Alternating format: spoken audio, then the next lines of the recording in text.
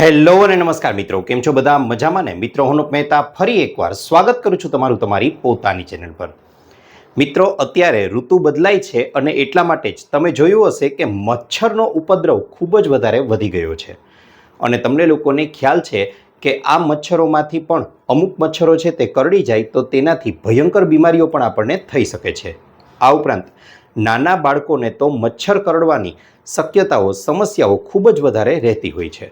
મિત્રો, આજના આ વિડીયોમાં આપણે લોકો એવી વસ્તુઓની ચર્ચા કરવાના છીએ કે જેનો પ્રયોગ ઘરમાં કરવામાં આવે તો તેની કોઈ જ પ્રકારની સાઈડ ઇફેક્ટ નથી થતી, તેનું કોઈ જ પ્રકારનું નુકસાન નથી થતું અને આ મચ્છર છે તે ઘરની આજુબાજુમાં પણ નહીં ફરકે।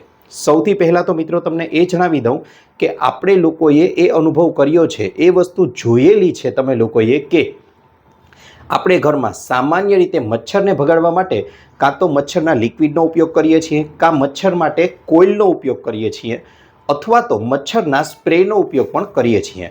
પણ મિત્રો, તમને લોકોને જણાવી દઉં કે આ કોઇલ છે, આ સ્પ્રે છે કે પછી આ લિક્વિડ છે, તેની અંદર ડાયઇથિલિન સાથે સાથે મેલ્વોક્વિન અને તેની સાથે સાથે ફોસ્ફિન જેવા તત્વો રહેલા છે કે જે આપણા સ્વાસ્થ્ય માટે પણ ખૂબ જ વધારે નુકસાનકારક હોય છે। માટે તેનો ઉપયોગ અટકાવી અને તેના બદલામાં અમુક એવા ઘરગથ્થુ અને સચોટ ઉપાય કરવામાં આવે તો તેનાથી ખૂબ જ સરળતાથી આપણે મચ્છરના ઉપદ્રવથી બચી શકીએ છીએ। શું કરવાનું છે જણાવી દઉં મિત્રો। સૌથી પહેલો અને સરળ રસ્તો તો એ છે કે વર્ષો પહેલાંથી જે ચાલી આવે છે તે મચ્છરદાનીનો ઉપયોગ, અને આજકાલ તો મચ્છરદાની પણ ખૂબ સારી મળે છે કે જેમાં કોઈ એવા સળિયાઓ લગાવવાની જરૂર નથી, સીધી જ તમે યુઝમાં લઈ શકો છો। આ ઉપરાંત બારી બારણાઓ પર આવી નેટ પણ તમે લગાવી શકો છો। હવે વાત આગળ કરવા જઈએ તો કે એ તો બરાબર છે, પણ એવો કોઈ ઉપાય બતાવો કે જેથી કરીને તેને ઘરમાં ઉપયોગમાં લઈએ તો ઘરમાં મચ્છર આવે જ નહીં। તો મિત્રો, આ માટે એક વસ્તુ છે તેનું સૂચન કરું છું અને તેનું નામ છે લીમડાનું તેલ। જી હા મિત્રો, કિંમતમાં ખૂબ જ સસ્તું અને લીમડાનું તેલ છે તે સરળતાથી કોઈ પણ આયુર્વેદિક સ્ટોર પર તમને મળી જશે અને આ લીમડાના તેલમાં દીવો કરી દેવામાં આવે તો દીવો જ્યાં સુધી ચાલુ રહેશે ત્યાં સુધી આખા ઘરમાં એક પણ મચ્છર આવવાનો પ્રયત્ન નહીં કરે। તેની સાથે સાથે લીમડાનું તેલ ખૂબ જ કિંમતમાં સસ્તું છે, એટલે તમે મચ્છરનું લિક્વિડ લો છો તેના બદલામાં આ તેલનો ઉપયોગ કરશો તો તમને લોકોને ખૂબ જ સસ્તું પણ પડશે અને તમારા સ્વાસ્થ્યને પણ કોઈ જ પ્રકારનું નુકસાન નહીં કરે। આ ઉપરાંત મિત્રો, વાત કરવા જાઉં તો ગાયના છાણમાંથી, જી હા મિત્રો, ગાયના છાણમાંથી બનેલી અગરબત્તીનો ઉપયોગ જો ઘરમાં કરવામાં આવે તો તેનાથી પણ એક પણ મચ્છર ઘરમાં નહીં આવે। તેની સાથે સાથે ગાયના છાણમાંથી બનેલી અગરબત્તીનો ઉપયોગ કરશો તો એ પૈસા અંતે તો ગૌશાળાને જ જવાના છે અને તેનાથી દેશની પણ પ્રગતિ થશે। આ ઉપરાંત મિત્રો, વાત કરવા જાઉં તો તમારા ઘરની આજુબાજુમાં અથવા ઘરમાં ખૂબ જ વધારે જથ્થામાં મચ્છર થઈ ગયા છે અને ખૂબ જ ઉપદ્રવ વધી ગયો છે તો એક અક્ષીર ઉપાય સૂચવું છું, એ કરવાનો છે મિત્રો। આ માટે તમારે લોકોએ લીમડાના પાન લેવાના છે, કડવા લીમડાના। હવે આ લીમડાના પાન લઈ લીધા છે, તેને સૂકવવામાં જો તમારી પાસે યોગ્ય વાતાવરણ હોય તો 1-2 દિવસ સૂકવી શકો છો, નહીં તો સીધા જ તોડેલા લીલા પાનનો પણ ઉપયોગ કરી શકો છો।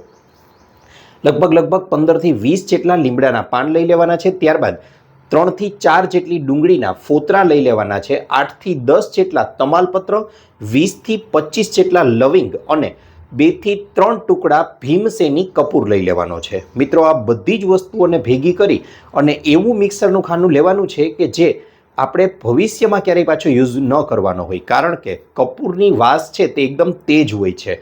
હવે આ વાસને તમે આ મિક્સરના ખાનામાં આ વસ્તુઓને ઉમેરશો તો તેમાંથી કદાચ બની શકે કે તમે 7-8 વાર ધોશો ને ત્યારે આ ખાનું છે તેમાંથી સ્મેલ દૂર થશે। માટે શક્ય હોય તો કોઈ જૂનું ઉપયોગમાં ન આવતું હોય તેવું ખાનું લેવું, તેમાં બધી જ વસ્તુઓ ઉમેરી એકદમ પાવડર બનાવી લેવાનો છે। હવે આ પાવડર બનાવી લીધા પછી એક જૂની કડાઈ, જૂની તપેલી કોઈ પણ લઈ લેવાની છે કે જે ઉપયોગમાં ન આવતી હોય।